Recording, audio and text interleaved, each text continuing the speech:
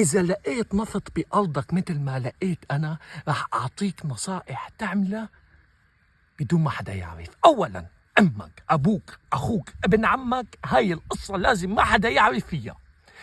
ثانياً الحيطان إلها أذنين والعصفورة موجودة مشان تنقل لهم الخبر، اوعك تحكي حتى مع حالك. ثالثاً جلاها حمد، أهم شيء ما تعرف الدولة. ما زبطك.